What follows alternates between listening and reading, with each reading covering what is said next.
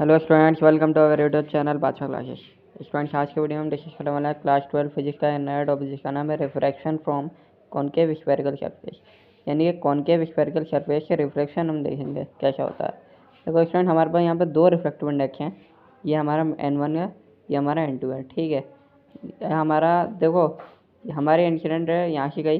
ठीक है, जहाँ से इंसिडेंट रे जाती है वो डायरेक्शन हमेशा पॉजिटिव होती है। ठीक है, ये नहीं है कि इधर वाली पॉजिटिव होती है इधर वाली नेगेटिव होती है, नहीं ऐसा नहीं है। इंसिडेंट रे जहाँ से निकलती है वो डायरेक्शन पॉजिटिव होती है हमारी। यहाँ पे इंसिडेंट करेगी, ये डैश करके रिफ्लेक्ट हो जाएगी। ठीक है, दूसरी बात, ये हमारा पोल है, ये सेंटर ऑफ कर्वेचर है।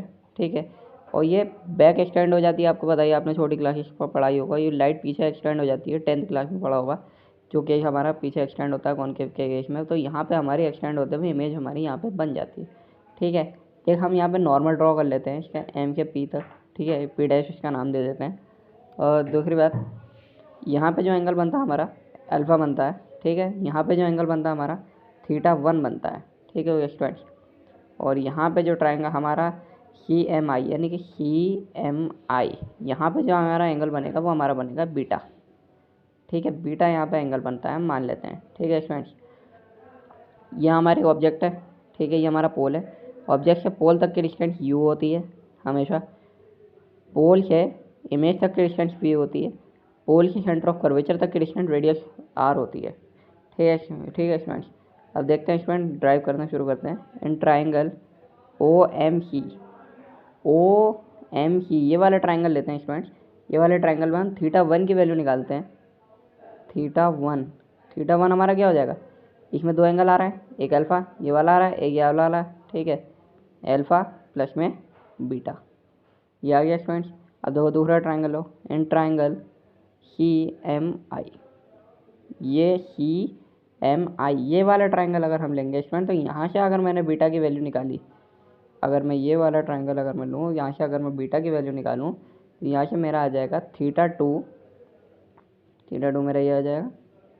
ठीक है, θ2 प्लस में गामा, और θ2 की अगर मैं यहाँ से वैल्यू निकालूँ तो बीटा माइनस गामा हो जाएगा। ठीक है स्टूडेंट्स, और अगर देखो इससे कुछ एग्जाम्पशन भी होते हैं। एग्जाम्पशन यानी कि पॉइंट जो आप कहते हैं प्रोसीड्यूर वगैरह। सारी रेज इसमें पैराक्सियल होती हैं, ऑल रेज आर पैराक्सियल। ठीक है, यानी कि फर्स्ट पॉइंट इसमें देखो पी डैश जो होगा हमारा पी की तरफ होगा, पी डैश जो है पी के पैरेलल होगा, पी डैश पी आ रही नहीं आ रही। ठीक है, सेकंड हमारा है θ1 एंड θ2 आर स्मॉल। θ1 और θ2 हमारा स्मॉल है, यानी कि θ1 ये वाला θ2 ये वाला बहुत ही छोटा होता है। ठीक है, अगर θ1 और θ2 हमारा स्मॉल है तो alpha comma beta and gamma are also small. Alpha beta gamma हमारे स्मॉल ही तो होंगे। ठीक है स्टूडेंट्स, गामा ये होता है, अल्फ़ा बीटा गामा हमारा स्मॉल होंगे। ठीक है स्टूडेंट्स, अब देखो आगे क्या करते हैं। हमारी सारी डिस्टेंस जो होगी वो पोल से ही मेजर करी जाती है। ठीक है, इंसिडेंट रे की डायरेक्शन हमेशा पॉजिटिव होती है, ये बात भी है। फ्रॉम स्नेल्स लॉ सबने पढ़ा होगा। स्नेल्स लॉ क्या होता है, N1 sign of θ1 equal to में N2 साइन ऑफ θ2। ठीक है फ्रेंड्स, तो साइन θ1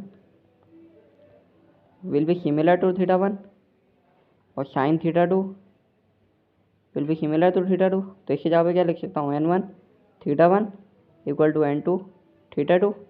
ठीक है स्टूडेंट्स, अब देखो यहाँ से अगर मैं टेन अल्फ़ा की वैल्यू निकालूँ, टेन अल्फ़ा यानी कि यहाँ से अगर मैं टेन अल्फ़ा यहाँ पे है ना, टेन अल्फ़ा की अगर मैं यहाँ से वैल्यू निकालूँ तो इस साइड को हम एच मान लेते हैं, यहाँ से यहाँ तक की इसको एच मान लेते हैं। ठीक है, एंगल के सामने परपेंडिकुलर अपॉन बेस यानी कि एच अपॉन में माइनस यू आएगी,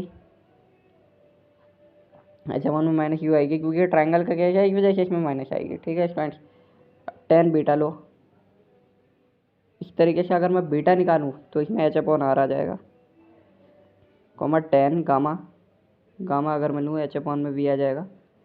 तो देखो स्टूडेंट्स, यहाँ पे N1 θ1 की जगह पे क्या आएगा, θ1 की जगह पे हमारा आ जाएगा अल्फ़ा प्लस बीटा।